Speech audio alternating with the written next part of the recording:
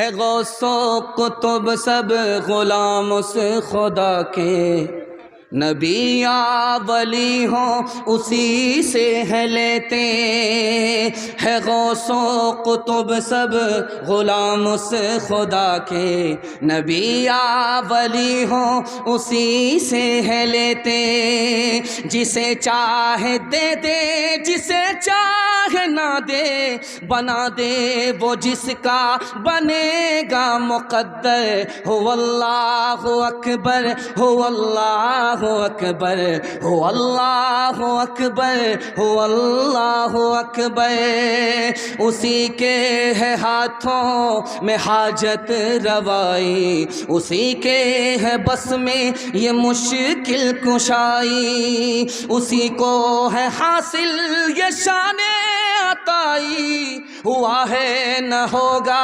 کوئی اس کا ہمسر، ہو اللہ اکبر، ہو اللہ اکبر، ہو اللہ اکبر، ہو اللہ اکبر۔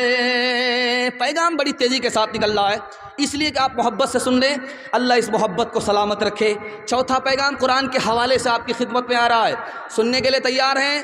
جوش کے ساتھ ہاتھ اٹھائیے انشاءاللہ، ماشاءاللہ گھبرانا نہیں ہے، دایاں بایاں ہو چلے گا، میں بھی آپ کی جگہ ہوتا سوال ہوتا میں بھی پھنس جاتا۔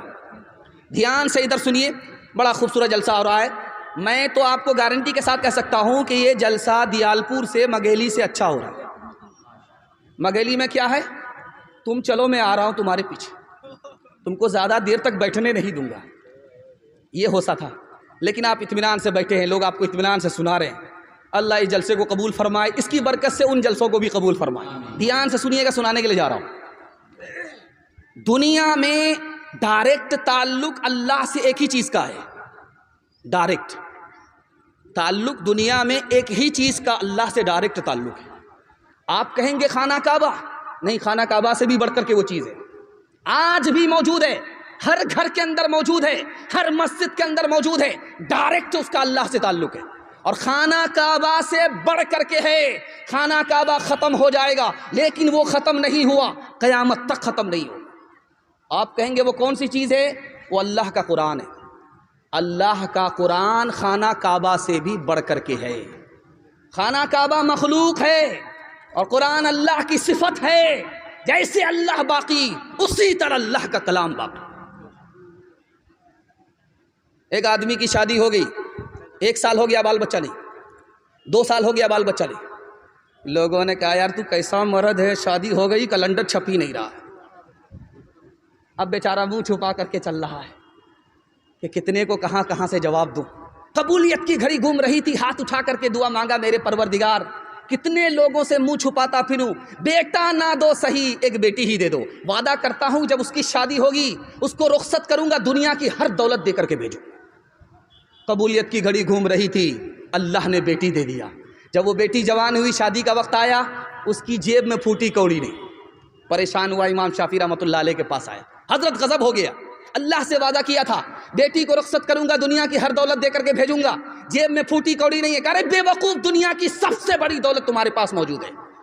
کہا حضور روپیہ پیسہ نہیں ہے، چاندی سونا نہیں ہے، زمین مکان نہیں ہے۔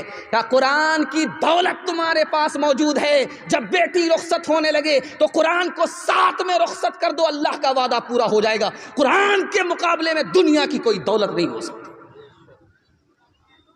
بچہ پڑھ رہا تھا مکتب میں، لائٹ چلی گئی، بچہ جھول جھول کر کے پڑھ رہا ہے، استاد پنکھا جھیل رہا ہے۔ کیا مزہ آ رہا بھائی، بچہ جھول جھول کر کے پڑھ رہا ہے، اس کو مزہ آ رہا ہے، استاد کو پنکھا جھیلنے میں مزہ آ رہا ہے، گھوم کر کے ادھر جا رہا ہے بچہ کو پنکھا کی ہوا دیتے ہوئے، پھر ادھر آ رہا ہے، بادشاہ آیا، اس نے دیکھا واہ کیا شاندار قرآن کی تعلیم ہو رہی ہے، خوش ہوا، 10,000 سونے کے سکے اس استاد کو دے دیا۔ اس نے باب جنم میں سونے کا سکہ نہیں دیکھا تھا، 10,000 سونے کے سکوں کو کبھی نہیں دیکھا تھا۔ دیکھتے ہی کیا بولا، حضور میں نے کون سا کارنامہ کیا ہے اتنا بڑا انعام دے دیا؟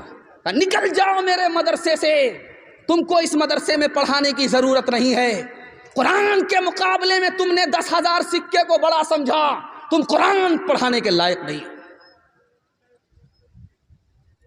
آپ دیکھیں گے مسجد جائیے، ایک مصلی ہوتا ہے چٹائی والا مصلی، پیچھے بچھا ہوا ہوتا ہے، آدھا پھٹا آدھا صحیح، آدھا پھٹا آدھا صحیح. اور دوسری طرف دیکھیے گا ریشمی مصلی، ایک نہیں ڈبل نہیں ٹرپل. وہ مصلی کس کے لیے ہوتا ہے؟ امام صاحب کے لیے ہوتا ہے. امام ایک ہی ہیں لیکن امام کا اسپیشل مصلی کتنا ہے؟ مصلی تین مصلی. مقتدی کے لیے چٹائی، امام کے لیے ریشمی مصلی.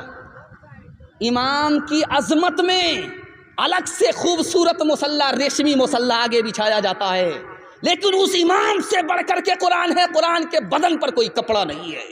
مسلمانوں نے قرآن کا کیا حال کر دیا. ایک بات اور یاد رکھیے، برنارڈ شاہ امریکہ کا افسانہ نگار ہے. اس نے 2 جملے خطرناک بولے. آپ پڑھے لکھے لوگ ہیں، آپ کو سنا رہا ہوں.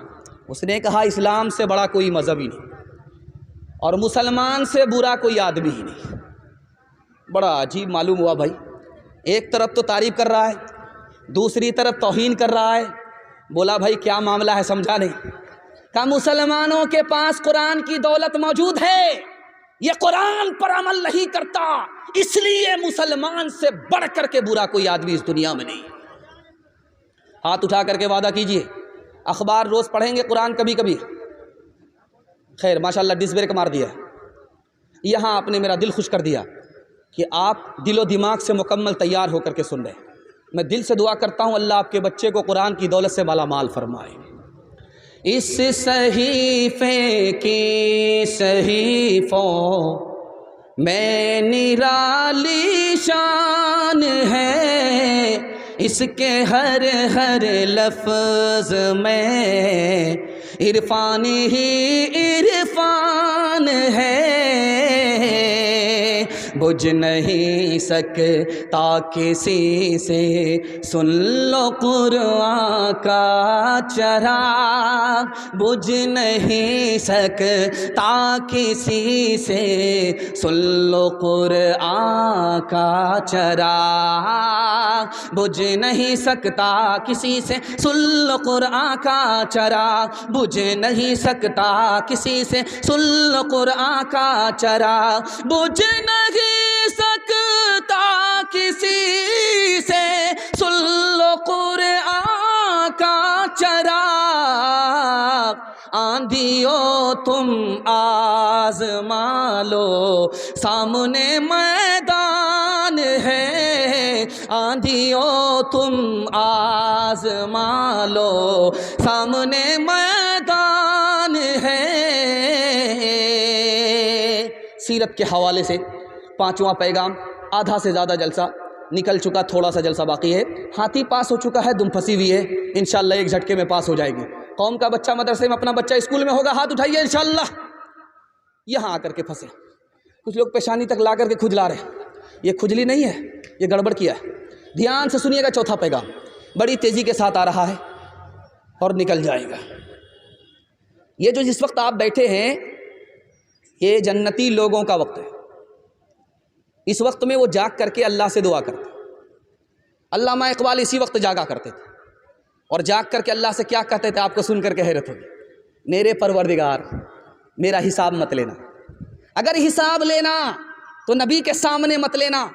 نبی اگر میرے گناہ کو دیکھیں گے نبی کا سر نیچا ہو جائے گا. میں اپنے نبی کے سر کو نیچا نہیں دیکھنا چاہتا. یہ قبولیت کی گھڑی ہے. اس وقت میں شاہ عبد القادر جیلانی جاگ رہے اور اللہ سے دعا کرتے، میرے پروردگار میرا حساب لینا تو مجھے اندھا کر دینا. میرا جب حساب لینا تو مجھے اندھا کر دینا، تاکہ میں اپنی آنکھ سے نبی کو دیکھ کر کے اپنے گناہ پر شرمندہ ہوتا ہوا نہ دیکھوں. مجھے اندھا کھڑا کر دینا، یہ مجھے منظور ہے. نبی کو میرے سامنے شرمندہ مت کر. تیسرے نمونے کو آپ ذرا دھیان سے سنیے گا. یہ چینل والے ہیں، جانتے ہیں اس کا راز سنانے کے لیے جا رہا ہوں. یہ جتنے سارے چینل والے ہیں یہ سمندر میں گوتا لگانے والے لوگ ہیں. موتی مل گیا، کام بن گیا. ان کی کسی ایک ویڈیو وائرل ہو گئی، ان کا مقدر سنور گیا. یہ اتنے سارے چینل والے آپ کے سامنے جو نظر آ رہے ہیں ان کا مقدر بن جاتا ہے. ان کے لیے بھی آپ دعا کیجئے، چونکہ یہ ہماری آواز کو پوری دنیا میں پہنچاتے ہیں. اللہ ان کو مقدر کا سکندر بنائے. دھیان سے سنیے گا. دلی کی جامع مسجد ہے اور کریم ہوٹل آپ نے دیکھا ہے. کریم ہوٹل آپ نے دیکھا ہے. اسی گیٹ پر ایک بھکاری بیٹھا ہوا ہے. انگریز آ رہا تھا جامع مسجد کو دیکھنے کے لیے، اس کا بٹوا گر گیا،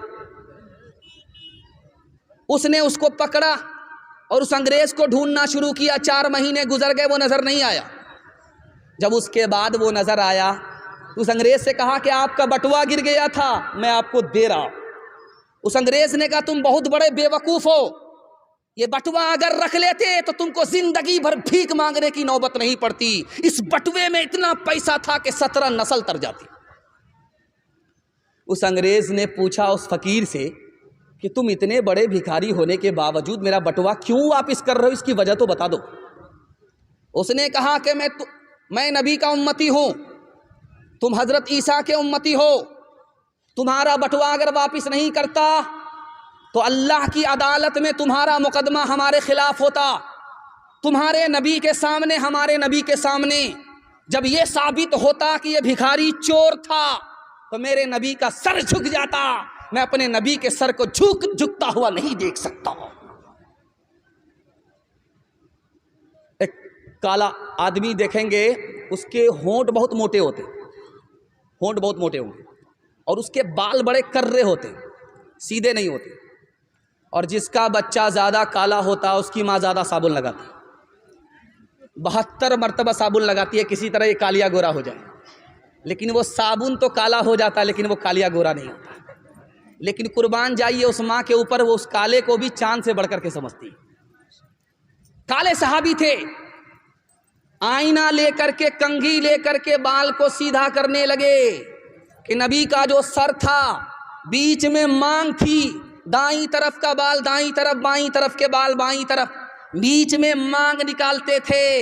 انہوں نے کتاب میں پڑھا تھا، سنا تھا، اور اب انہوں نے سوچا، نبی کے سر کو دیکھا تھا، انہوں نے سوچا کہ ہم بیچ میں مانگ نکالتے ہیں، اب پسینہ چھوٹ گیا، بال کر رہے تھے، سیدھے نہیں ہوئے، مانگ نہیں نکلی۔ بیوی نے کہا کہ کون سے کام میں پڑے ہو، تمہارے بال کر رہے ہیں، مانگ کبھی نہیں نکلے گی۔ غصہ آیا، لوہے کی سلاخ چولہے میں ڈالا، جب وہ سرخ ہو گئی ٹوپی ہٹا کر کے سر پر رکھ لیا، لے اب کیسے مانگ نہیں نکل۔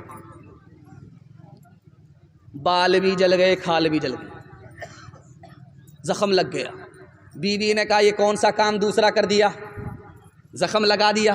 اس عاشق رسول کا جواب سنیے، اللہ ایسا عشق رسول سے ہم سب کو عطا فرمائے۔ اس عاشق نے کہا کہ جب تک زخم ہے تب تک غم ہے، خوشی اس بات کی ہے کہ آج کے بعد میرا سر نبی کے سر سے مل گیا۔